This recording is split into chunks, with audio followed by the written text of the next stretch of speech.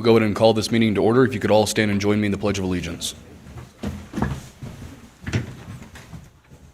I pledge allegiance to the flag of the United States of America and to the republic for which it stands, one nation, under God, indivisible, with liberty and justice for all.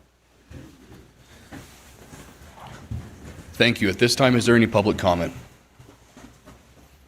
Noting no public comment, we'll move on to verification of the posting of the agenda, please. Crystal Machetta for the record. The agenda was posted on the 25th of April between the hours of 1 and 5 at all the locations listed on the agenda in accordance with statutes.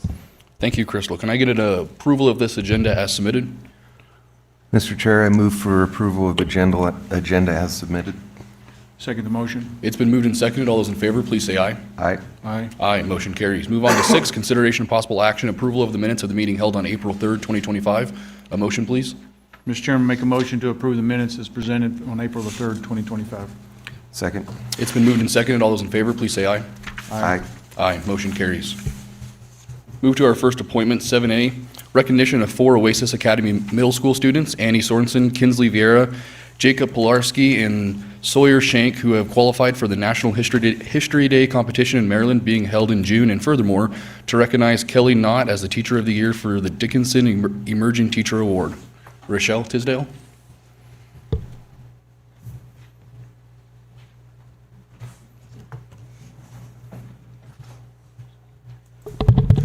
Thank you very much for having us today. We'd like to really thank you guys for supporting our kids and recognize them in public. These kids, this was the first time we've ever done this project at Oasis Academy, and they competed locally, then at the state level, and then now they're going to the national level to compete. So we had quite the strong showing at the state level. So. And I'd like to thank the 2 teachers that put this together, Tammy McNeil and Kelly Knott. And so now we would like to recognize the students. You want me to go ahead? Okay. All right. All right. So you guys, when you hear your name, please come up. Annie Sorensen. Kinsley Vieira. Jacob Pilarski.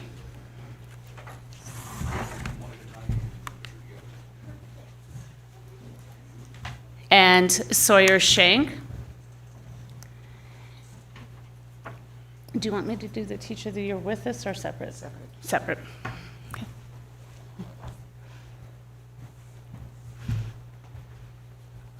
Yep, okay. Next. Don't go away, we'll do a group one afterwards.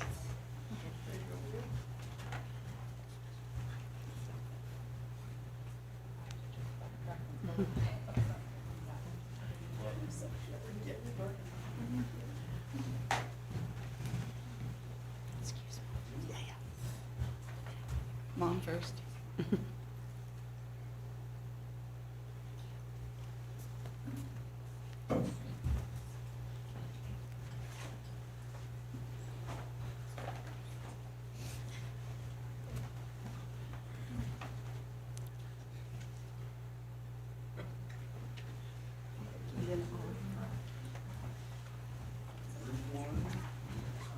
you want the teachers in again?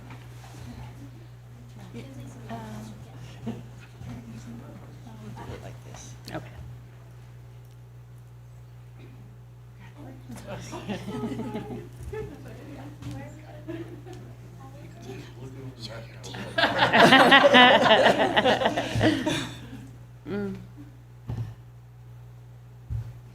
right. All right.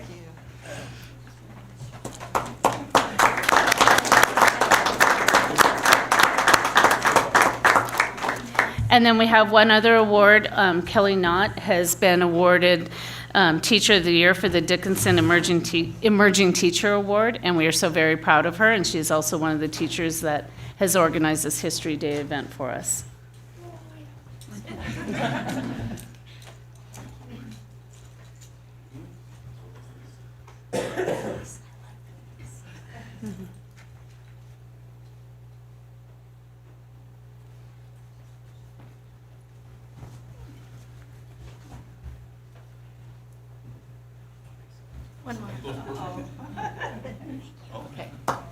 Awesome. Thank you.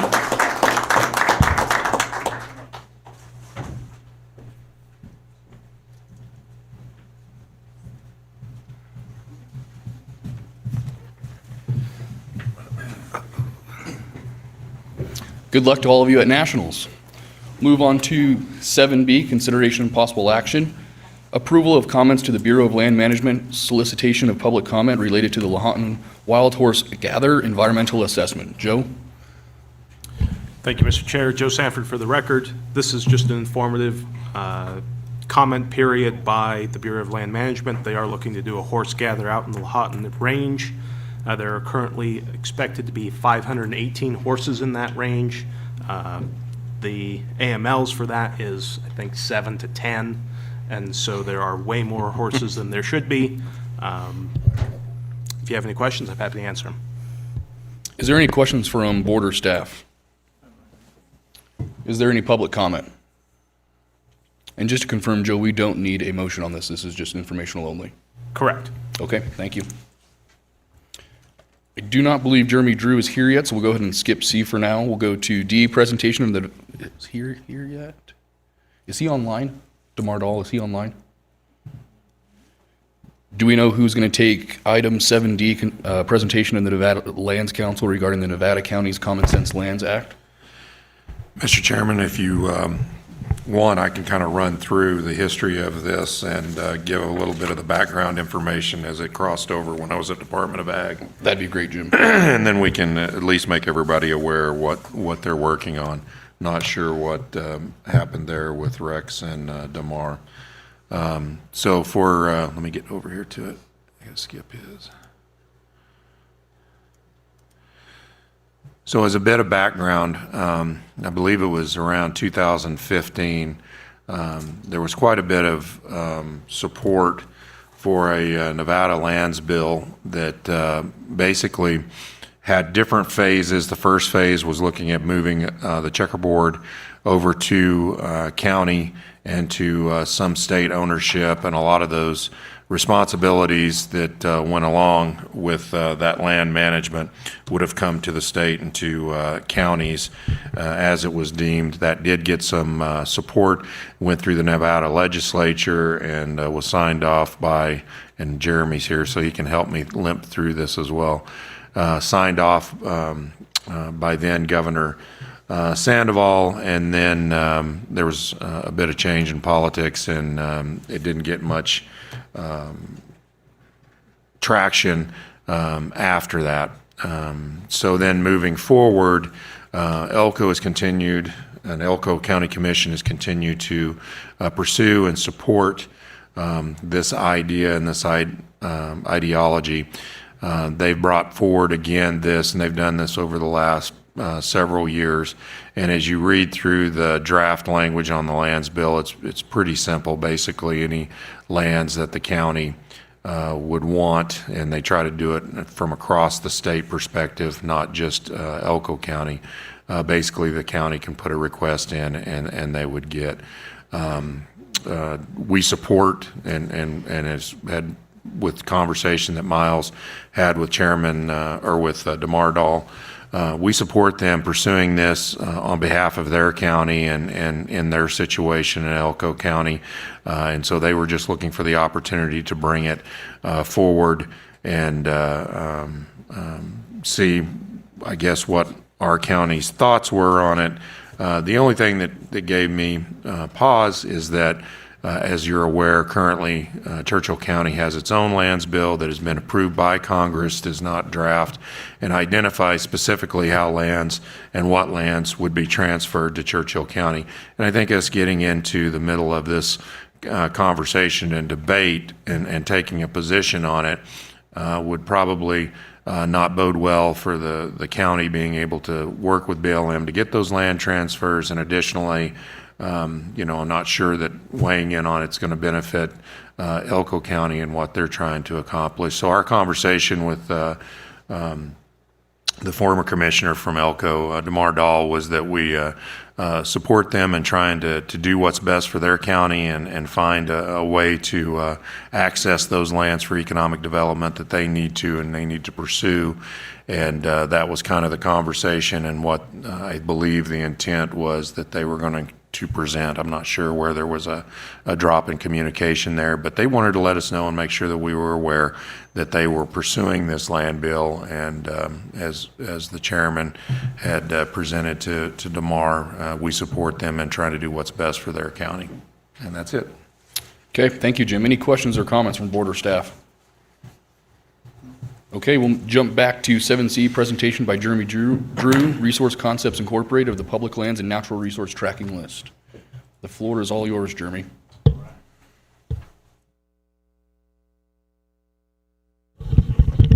Well, Commissioners, good morning. Based on my luck with traffic lights this morning, it's probably not my day to buy a lottery ticket, but it was nice to check out the dam for a few minutes while I was momentarily detained. Jeremy Drew, for your record, Principal Resource Specialist with Resource Concepts. The tracking list hasn't changed a whole lot, maybe just a few updates. On page 1, you'll see the updated Navy Gantt chart for implementation of the FRTC modernization. That is of the last IEC meeting, so 12 March 2025. You'll see everything is still subject to not only NDAA authorizations, but also the MILCON funding. That first batch of funding is in place and has come through, and so that's why we're moving forward on things like Lone Tree Road.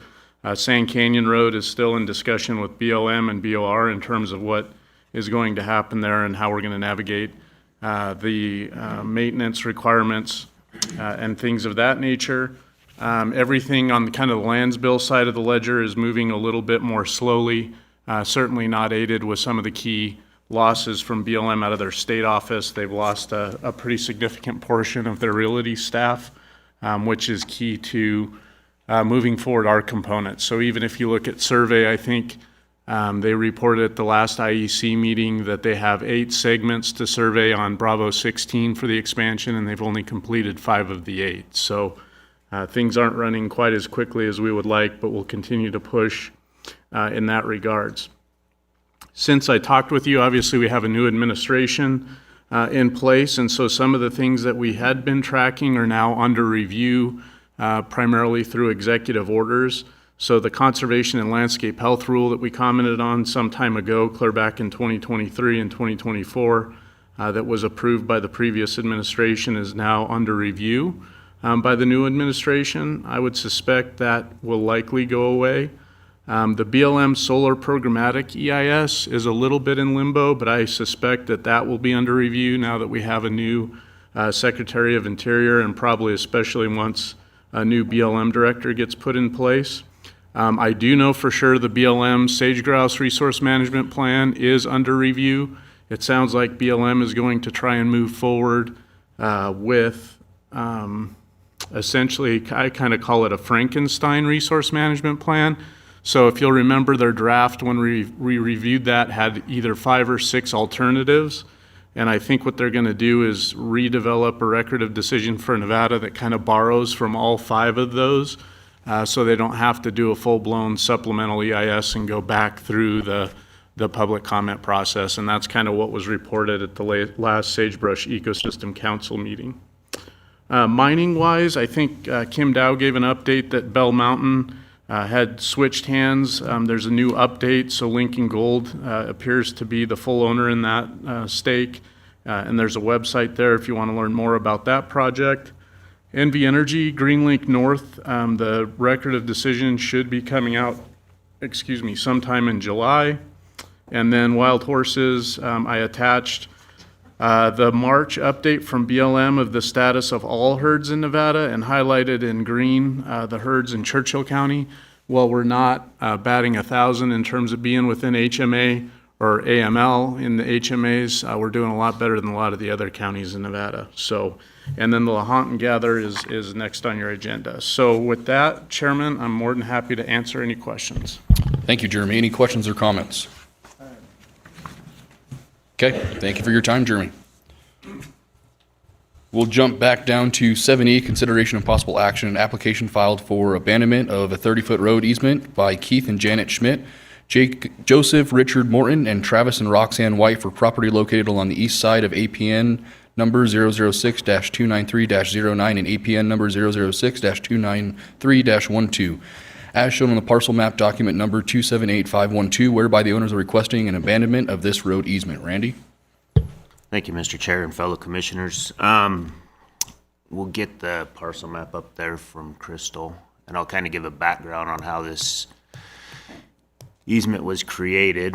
Back in 1993, there was a couple of serial parcel maps that created 7 parcels. And you can see here, this was the first parcel map. Ultimately, there's 7 parcels within this larger square. And it also created the right-of-way for Eugene Way, which is the access for all these parcels.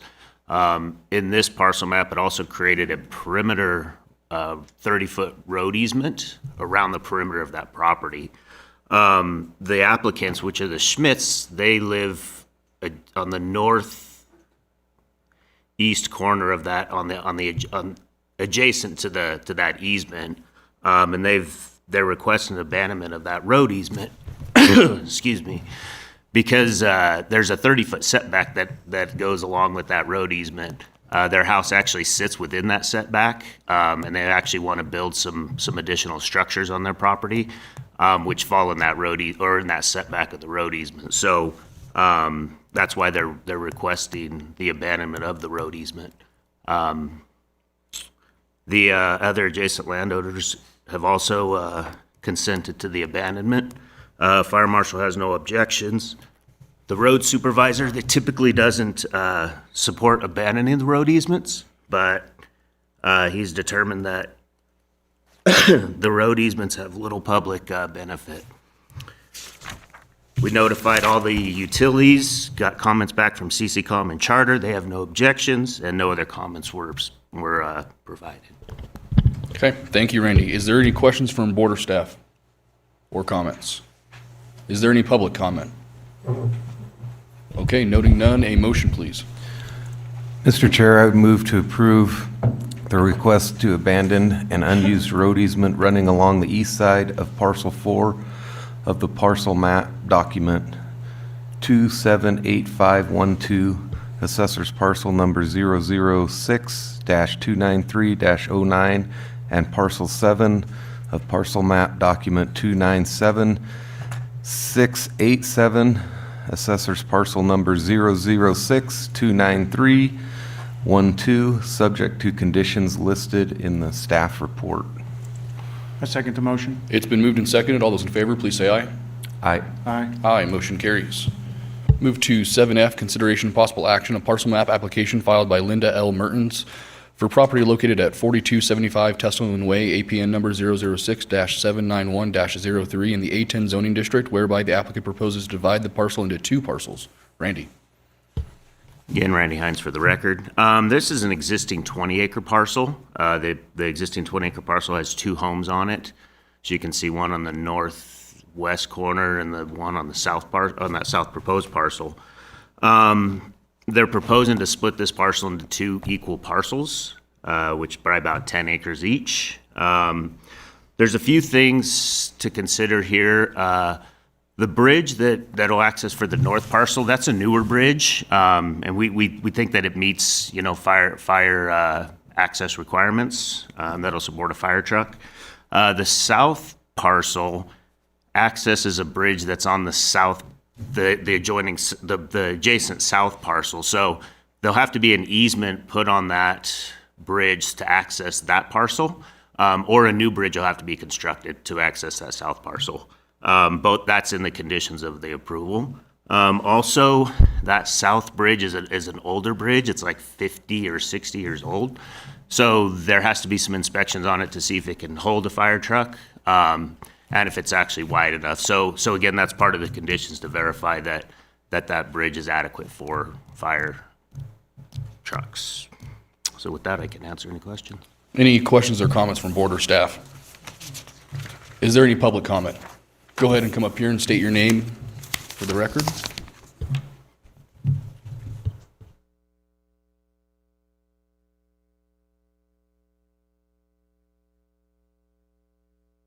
Oh, hi. My name's Corinne Varenchia, and I own the adjacent property to the south side. The bridge that they're using is actually on my property, and I'm not giving an easement for that. So they're going to either have to get a new bridge. The bridge that's there is going to be probably blocked off here in the near future. So the road and the bridge that they're currently using is mine. Okay, thank you. I think we addressed that in the conditions that they have, so they either have to get an easement, as you stated, you don't want to give an easement, so. So even that's if the fine. inspection of that bridge passes, that's not going to be an issue with, They'll still have to construct, or, go ahead with your question? yeah, that's what I want to say. Yeah, They're going to they'll have still to They'll construct either have to get an something. easement from you, and if you don't want to give them an easement, then they'll have to construct their own bridge. That's what it's going to be. Okay, thank you. Yep, thank you. Is there any other public comment? Okay, a motion, please.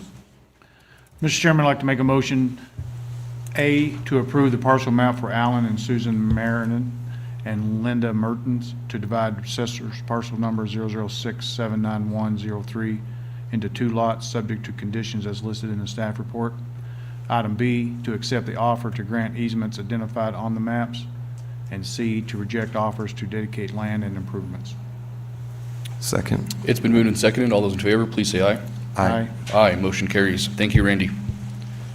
Move on to 7G, consideration and possible action, approval of an intrastate interlocal agreement between public agencies between Nevada Department of Health and Human Services, Division of Welfare and Supportive Services, and Churchill County District Attorney's Office, Child Support Division, for the period of July 1st, 2025 to June 30th, 2029. Jeff?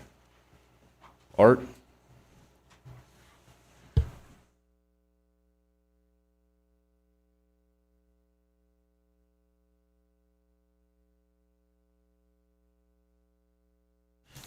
I think you probably hear me anyway, but that's okay. I'm very pleased to be able to present, by way of this information, the people who make the whole system work. As you know, child support provides not only money for children in the county by finding fathers who have, or any parent who has not paid their court-ordered child support or other child support, and it brings the money into the county and helps that child thrive and do the things they need to do. Believe it or not, one of the most emotional things we deal with is child support, because everyone has their own opinion about what they ought to get when they pay child support and what they ought to do. We also get audited by both the federal government and the state, and the federal government audits on IRS matters, which we have to keep very, very confidential. So it's quite a burdensome job. Our deputy in civil, Jeff Weed, is assigned to child support, handles cases and any other problems that come up, but you can imagine how complex child support can be sometimes. So we really appreciate Jeff and his expertise in doing that. He's going to make a presentation to you on a few facts. We're not going to go through the whole thing. We've provided this. He's not going to read it. He and I talked about that and thought it would not be in the best use of his time, much less yours. So he will give you a summary of that. But at the same time, we have Brenda Mahan, who is actually the supervisor of our child support, who has, what, five people? Yes. 5 people plus a student intern? Yes. And she's here to answer any hard questions that you have. Okay, Brenda's been with us many years. Before that, she did the same work in Alaska, so we're glad to have her too. So at this time, I'm very fortunate to be able to turn it over to Jeff, and he's making this presentation in the presence of not only me, but his supervisor, Joe Sanford, who I hold responsible if Jeff had some mistake. So we've got a really good team working on it, and we appreciate it. The county has always been supportive, and hopefully will continue to be so. But once again, I will add, most of the security precautions we have in our office, limited access, things like that, don't necessarily stem from threats in the criminal area, but they can stem from people who are upset about paying child support. Because some people think if they don't have the child, they shouldn't have to pay for it. By have, I mean have it in their physical possession. And so we have to go through that with them and explain those things to them, and it can be very hair-raising at times. So we're glad we have such a good crew that's dealing with it. So at this time, I will turn it over to Deputy DA Attorney Jeff Weed, who will give you a brief synopsis of what we've accomplished in the past year or so. And then, of course, Brenda will be here to answer any hard questions. Jeffrey, take it away. Thank you. I don't think I've ever had such an introduction.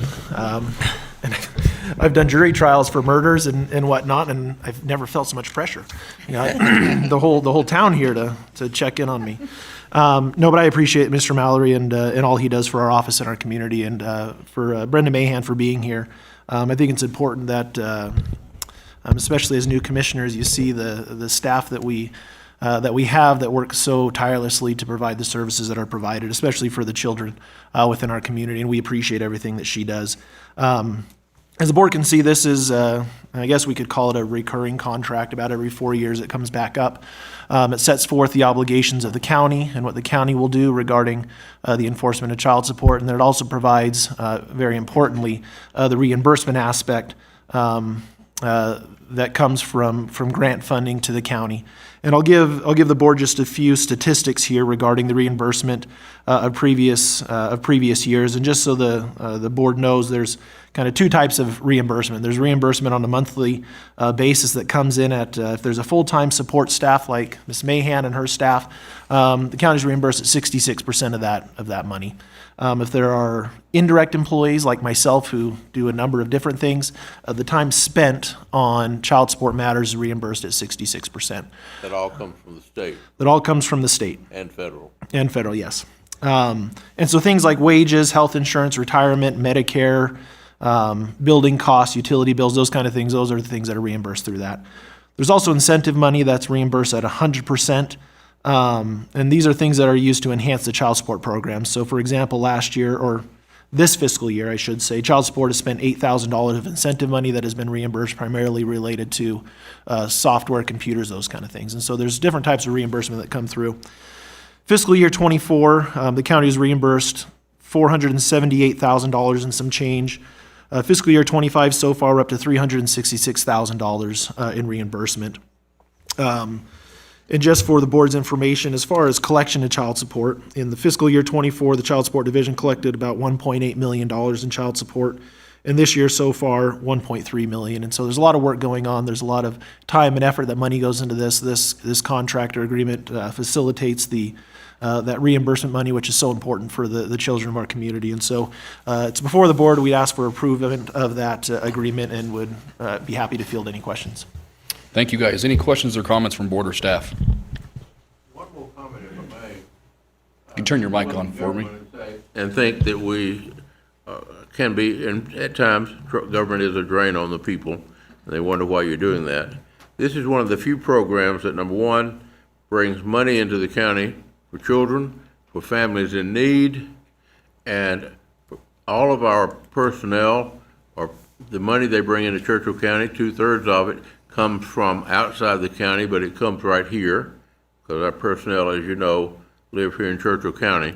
So that's a little minor extra economic boon to that type thing. Also, we're very fortunate that Ms. Mahan is a very strict office manager. Now, we've been to places where that didn't exactly happen.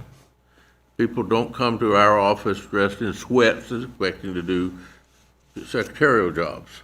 They come dressed ready to go to court, and that makes a difference in the people they're dealing with. So the little things that count like that, we've been very fortunate in keeping people for a long time, thanks to you being helpful to us.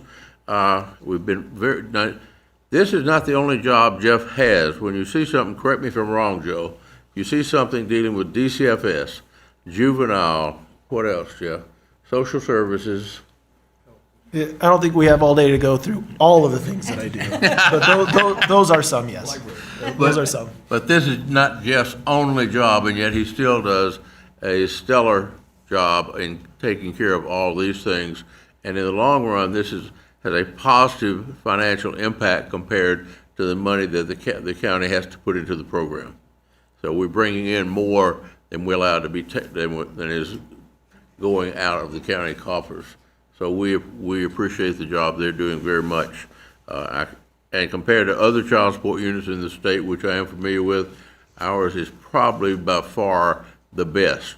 For instance, they've had audits from both the federal government and the state where they had almost 0 errors, and they were able to pick files at random and examine them and see if everything had been done right. Tremendous amount of notices you have to give to non-custodial parents, tremendous amount of notices you have to give to both the IRS to collect their tax refunds, to banks, to employers where they have to take out money of a person's pay. They have to deal with all these type of technical matters, and they do it in an outstanding manner. So I personally appreciate it because it makes my job a lot easier, but it's also a great benefit to the county too. So I just wanted to mention that to you. And if you have any really deep financial questions, our comptroller can answer those, I'm sure, without any problem. But and if you do have any questions, please feel free to address it now or anytime in the future that you're concerned about it. And that's not to mention the money they got to create a training room that we use for multiple reasons, not only within the county, but in the area. People come here for training on child support and other matters that we wouldn't have if we hadn't been able to get the funds to fix that room up with the support of the county, and we appreciate it very much. So thank you. Thank you. Is there any other public comment and/or questions from board or staff? If not, I'll entertain a motion. Mr. Chairman, I'd just like to make a comment to say thank you to your dedication and commitment of your staff to always make this a very important department within our community. It's always needed. So continue the hard work, and I appreciate everyone that's involved.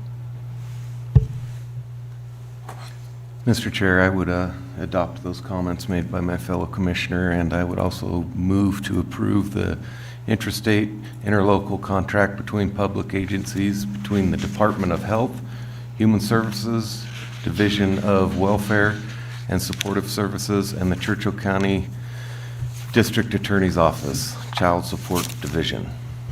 Mr. Chairman, I'll make a second on the motion. It's been moved and seconded. All those in favor, please say aye. Aye. Aye. Aye, motion carries. Thank you all for your time. All right, thank you. We'll jump to 7H, consideration of possible action, ratification of agreement between Churchill County Social Services and the State of Nevada Department of Health and Human Services Aging and Disability Service Division in the amount of $16,289 to provide domestically produced food through the William N. Pennington Life Center programming. Shannon?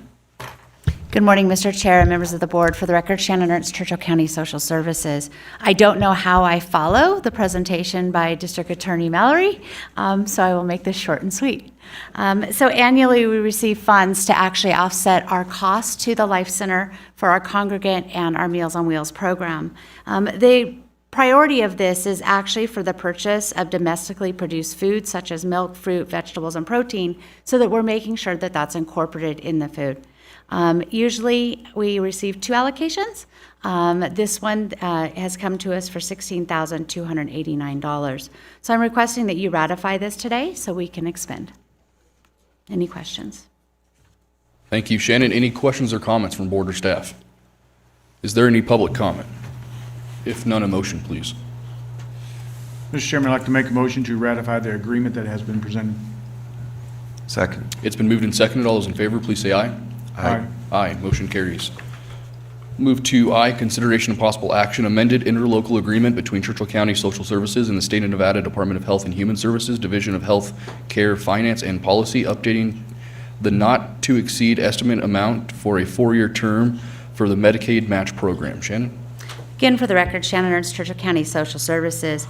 Per NRS 428.285, we have to enter into an agreement to provide the non-federal share for the Medicaid long-term program. We do collect tax revenues for this program, and that's it's up to 8 cents. Currently, we're collecting the 6 cents, which we discussed during my budget hearing. Prior to 2023, we had a 2-year agreement, and it was determined these agreements really don't change that much. It's the max amount they can collect is up to the 8 cents. So we decided to go to a 4-year. The whole state agreed upon this. Our agreements have to be the same within each county. During that time, they made an error, and the not exceed amount was for the 2 years. We did like that amount better, but they came back and are asking to modify that to increase it to the 2.7 million to cover the 4 years. Any questions I can answer? Any questions or comments from board or staff? Is there any public comment? A motion, please. Mr. Chair, I move to approve the amended contract as presented and to authorize the chair to execute the same. Second motion. All those in favor, please say aye. Aye. Aye. Aye, motion carries. Thank you for your Thank time, you. Shannon. We'll go to 8A, legislative update, consideration and possible action, update on the status of bills in the 2025 Nevada legislature, and support or opposition to any bills that have an impact on county government and/or the citizens of Churchill County. Joe?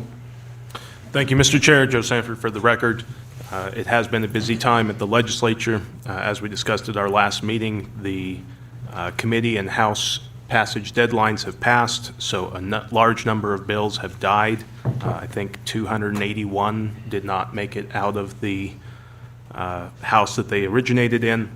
Unfortunately, this particular legislative session has been extremely, politically divisive. Large numbers of Republican-led bills either didn't receive a hearing or did not make it out of the House. And most of the Democrat bills did pass. So it has been that type of session. I'll start with bills that we have been supportive of or NACO has been supportive of that are still alive. In particular, there is several bills related to the ability of the Board of County Commissioners or the county to comment on property tax related matters. So AB 70 is one of those related to energy production and having sort of at least an ability to comment on those before they come to us. There is Story County's bill as well, SB 69. Other than that, we have AB 108 is still alive. That is an appropriation of $1 million in funds from the State General Fund for outdoor education and recreation and grant programs, which would largely come through counties. Similarly for AB 127, makes grants from the state to counties for implementation of language access plans for persons who are coming before boards or receiving government forms. This is a requirement that we already were going to have to do to make these forms accessible, and so receiving at least some funding is better than nothing.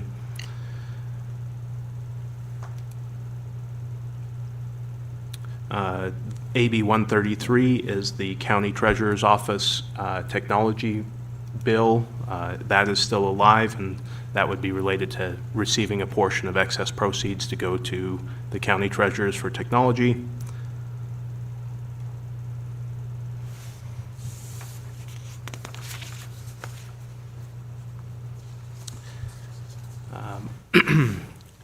I'll say AB 326. This is for a rural hospital bill by Assemblymember Koenig. It is still alive, which is good and would be helpful for our rural hospitals. AB 363 is the Committee on Natural Resources bill related to groundwater boards. This would allow Board of County Commissioners or multiple boards to request a groundwater board be designated in any particular basin.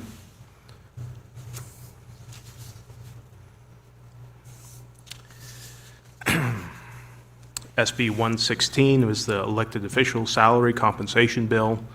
It did make it out of its house. And then one of the few bills in the Senate side was SB 423. This is a bill related to public health. It has a $30 million grant to all of the health districts throughout the communities, throughout the state, including the Central Nevada Health District for a significant amount of funding. So that is currently on the table as something that could potentially assist with funding the health district as it moves forward. Unfortunately, our opposition list is also still in effect. AB 128 is the creation of the Public Records Task Force. Fortunately, this was amended significantly to, instead of create a state task force and an entire office within the state, now it is more of a committee, and they're more going to be doing more of a study on plans for amending our public records laws and how they can better help the public for that.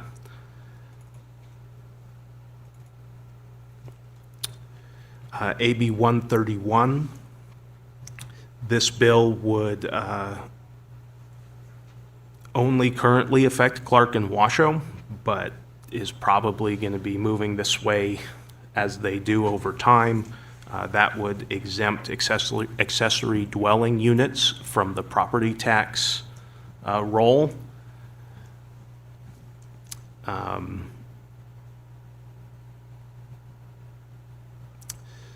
AB 241,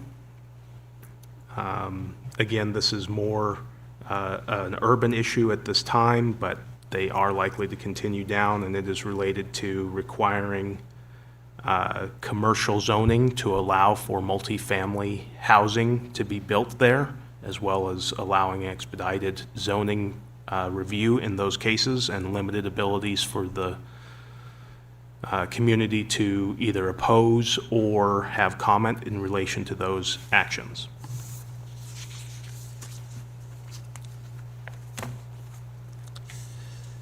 All right. These are some of the bills that I think are just worth having knowledge of. They are sort of indicative of what's going on within the legislature entirely. AB 135 and AB 243 are both bills that expand property tax exemptions for either the surviving spouse of a veteran or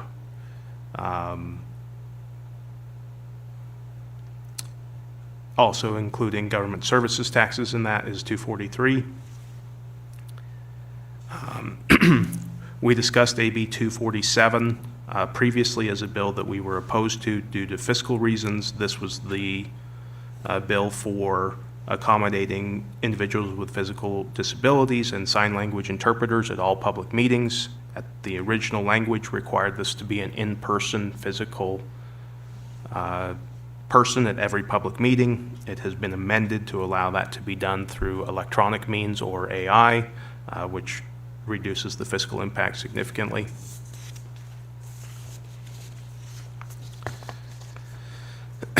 Some other bills that were of interest to us that did not make it out and are now dead.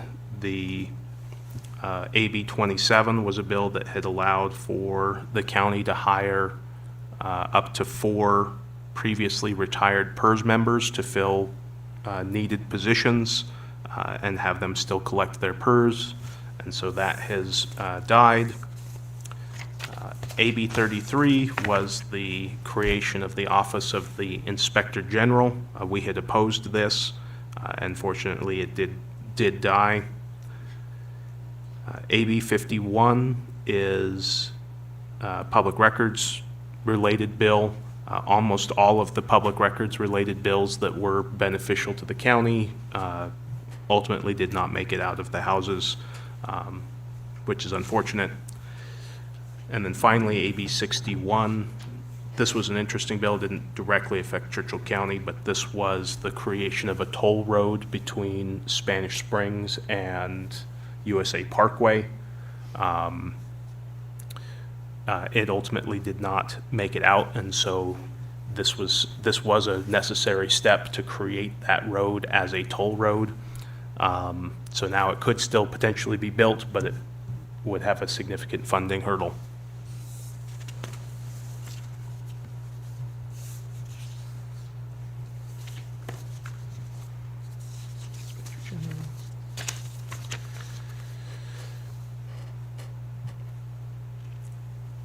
I think that's everything that needs to be brought up at this time. I would just generally say that we're still watching a large number of bills. One in particular that could have significant fiscal impact is AB 388. It's related to paid family medical leave. It has a significant fiscal impact on the county. It did ultimately make it out of the House without amendments, so that is potentially troublesome. It is, I think, $800,000 was the expected impact on an annual basis for our county. It would require paid leave for anyone over using FMLA. They would be required to use sick leave at the start, but no lower than 40 hours. Could go below it. So if you had 60 hours of sick leave, you'd be required to use 20, and then the remainder of your leave would just be paid. This is this is a particularly fraught issue. It was opposed by almost every business group at its hearing and supported by a large number of private individuals. Many cities, the League of Cities, I think, spoke in opposition. NACO itself didn't take a position. We have submitted fiscal notes. Almost every county entity has. This is currently in existence at the state level, so state employees do receive this benefit. This bill is related to county governments and any employer larger than 50 employees. And so we're watching that very closely to see where it's going.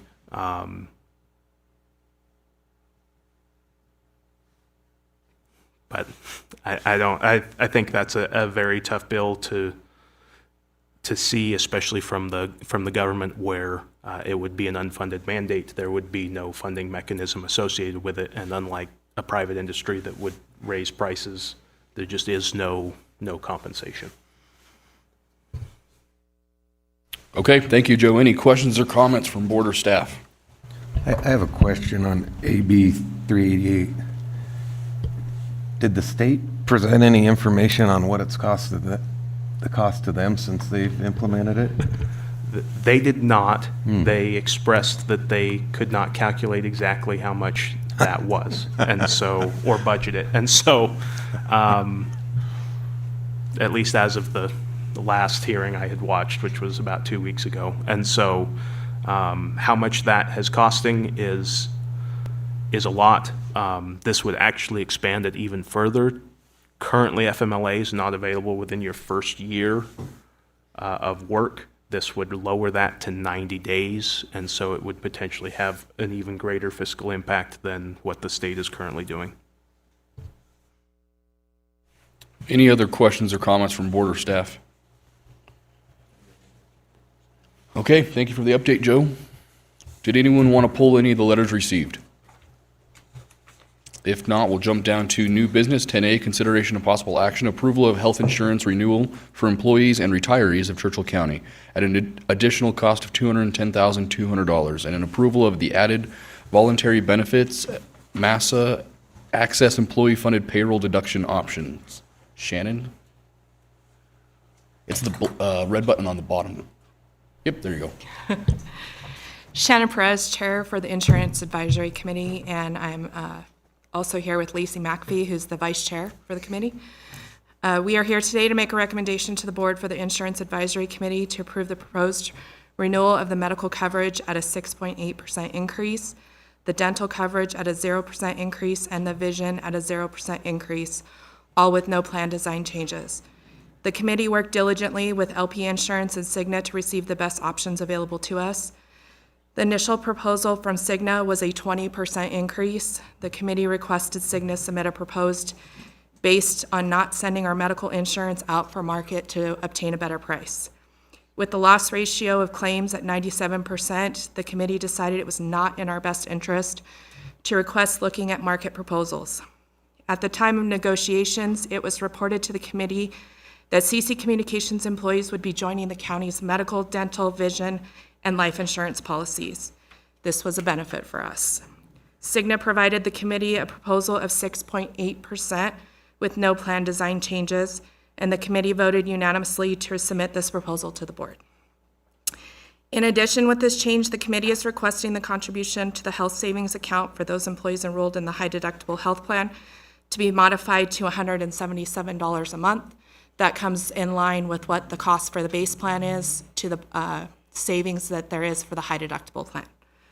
Additionally, the committee has made a recommendation to the board to accept the proposal from LP Insurance to add MASA Insurance Access as an employee-funded payroll deduction benefit. This added benefit is a comprehensive coverage and care for medical transportation that includes ground and care flight, and even some added benefits to if you're on vacation, getting you back to your home state.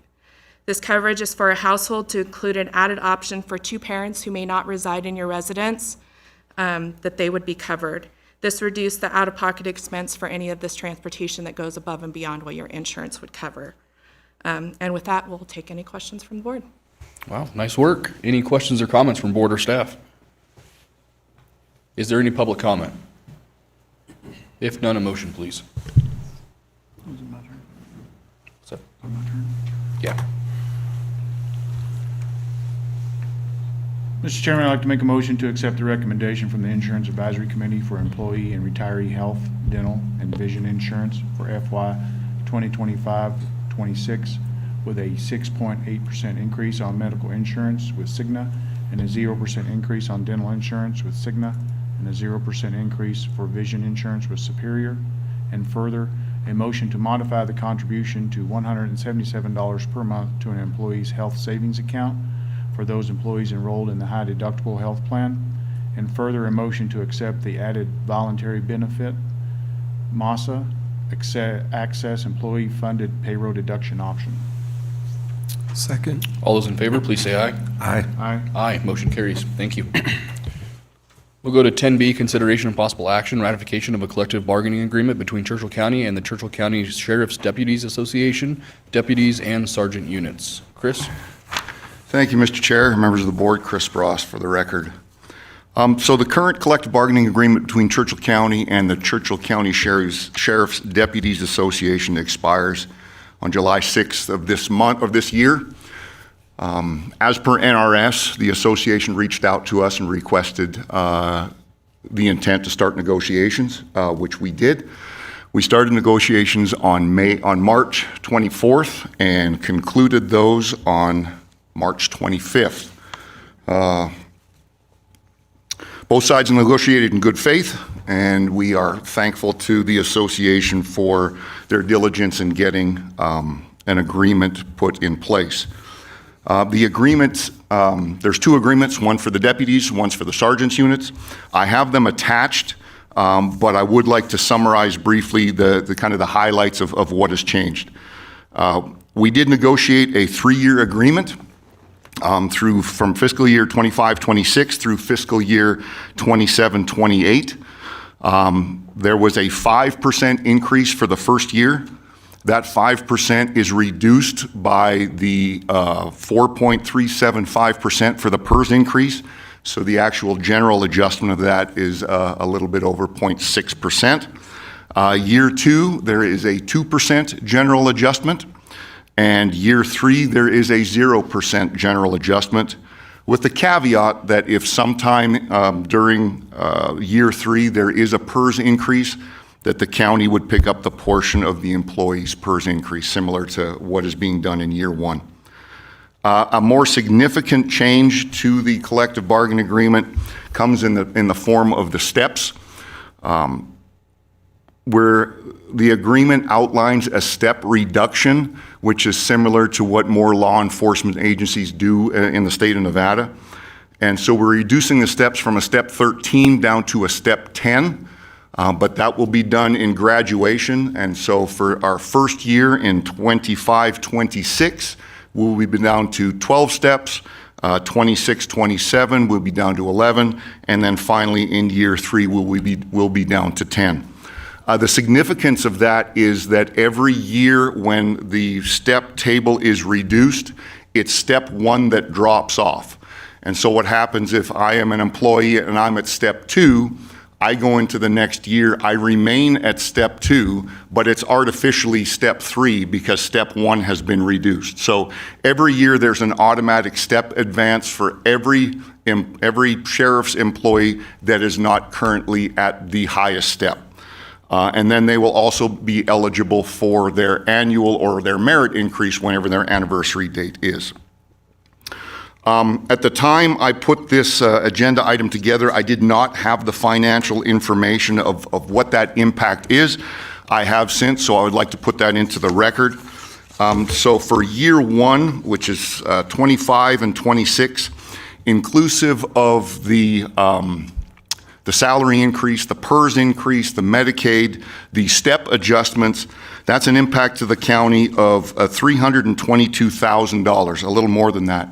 Now, that's a big number, but I want to make sure that everybody understands when we went into our budget cycle, we had taken the county's contribution to the employee's percentage out. And so that's a big number. That's now included in that again. In year 2, fiscal year 26-27, with the 2% general adjustment, with the step dropping off, that's a $313,000 increase. And then finally on fiscal year 28 with the 0%, so this is really just salary increases, the 2 different steps, it's $244,000.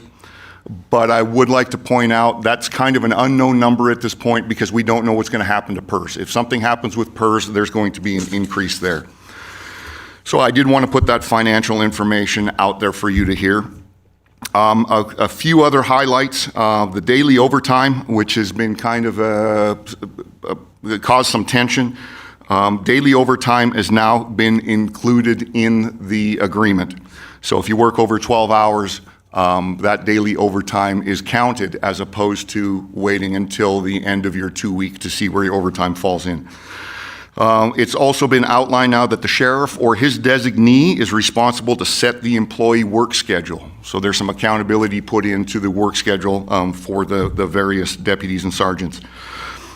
We clarified holiday compensation and pay so that the pay is only on the actual day of the holiday. You know, when a holiday falls on a Sunday, sometimes the holiday is recognized on a Monday.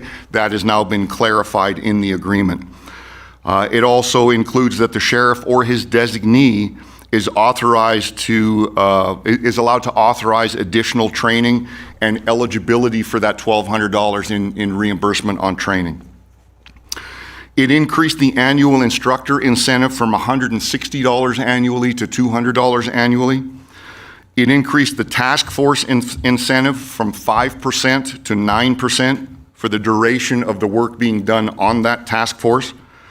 Another important was it clarifies the start and end times of the shifts. The way that it was written in the old agreement, it kind of said either on or before. Now shift starts at 6 a.m. and concludes at 2 p.m. The reason this was so important was it's integral in having an accurate calculation of the shift differential. And so we wanted to clarify those times. The other item that was added was a one-time uniform and equipment allowance in the amount of $500 for employees that are attending post. We were unaware that when an employee goes to post, there's a completely different set of uniforms and equipment that is required there, and the county was not paying for that, so we felt obligated that we would do that. It includes an allowance for employees to carry over 24 hours of comp time. One other thing I forgot, regular employees within the county, they all get one floating holiday throughout the year. The sheriff's deputies and sergeants did not get that, so we included one floating holiday for them as well as part of this agreement. And then we increased the amount that the county contributes to the employees' health care. Regular employees, they get their health care paid for employee only. That was outlined, but it was outlined at the old rate. With the increase that we have now, we've increased that to $1,127.11, which is an increase from $920. And with that, if you have any other questions regarding this agreement, I would be more than happy to answer. Thank you, Chris. Any questions or comments from board or staff? Is there any public comment? Noting none, a motion, please. Mr. Chair, I move to approve the negotiated collective bargaining agreement between the Churchill County and the Churchill County Sheriff's Deputies Association deputies and sergeant units effective for fiscal years 2026 through 2028. I second the motion. It's been moved and seconded. All those in favor, please say aye. Aye. Aye. Aye, motion carries. Thank you, Chris. Thank you. Did anyone want to pull anything off the consent items? If not, a motion, please, to approve those.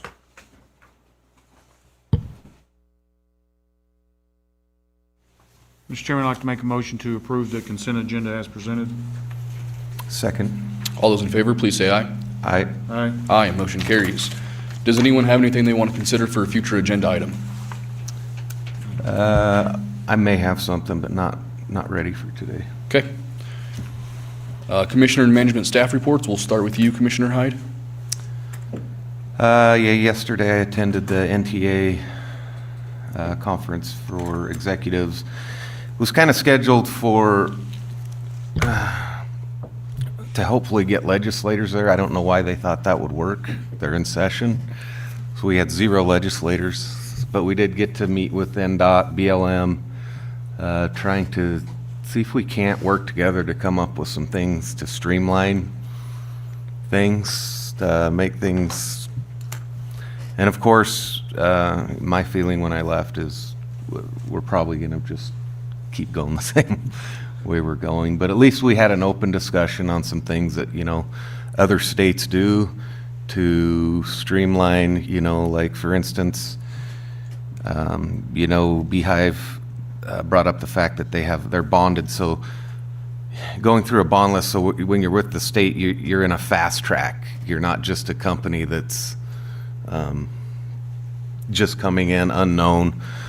Some things like that, I always have a problem with all the permitting we have to do when digging in a right-of-way that's been dug through 15 times. We've got to go through the same process. So it's just some issues like that were discussed, which really impacts us when we're waiting for grant funding and waiting and waiting and waiting. And sometimes it really hurts because sometimes we're not the first ones in the ground.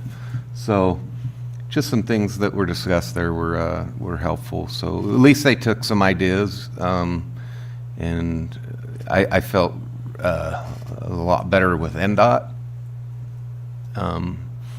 BLM's a big animal, which we know.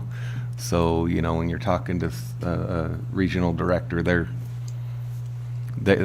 just following what their policies say. So, but it was a good open discussion.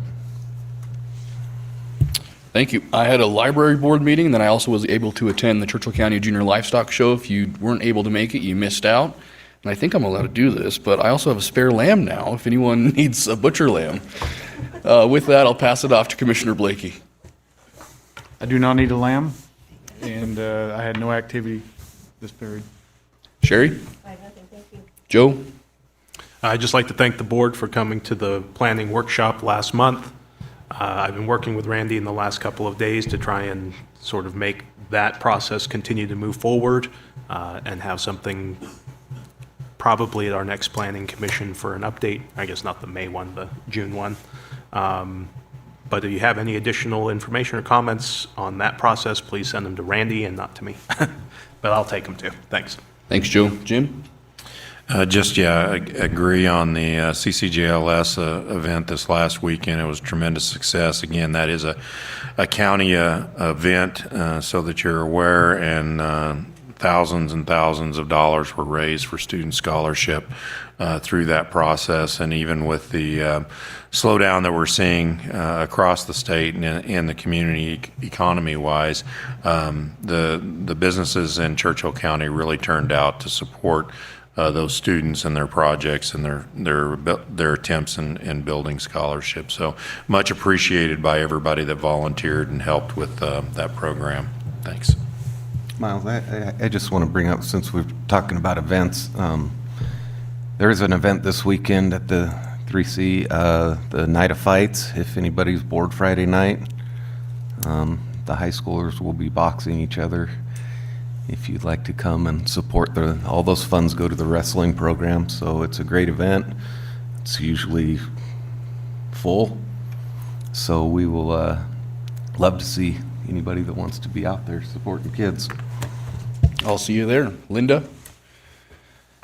My office has been busy fielding calls and walking customers due to all the delinquent property tax letters and our voter letters that were mailed out. And then we're continued our legislative discussions for the election bills with our usual weekly call with our Secretary of State and all the clerks. So that's been busy. Thank you. Crystal? District Attorney Arthur Mallory?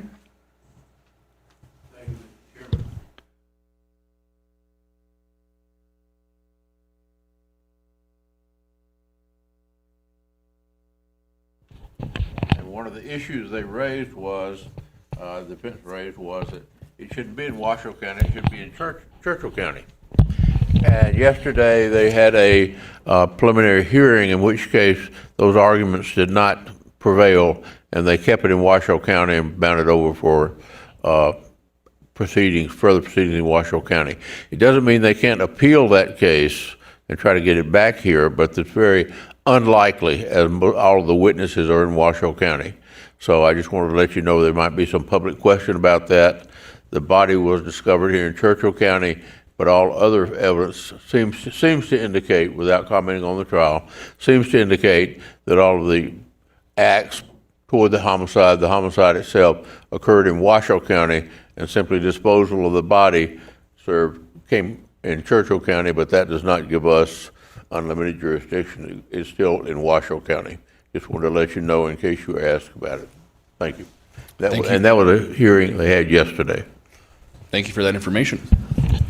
Claims and payroll are going around. This is our last time for public comment.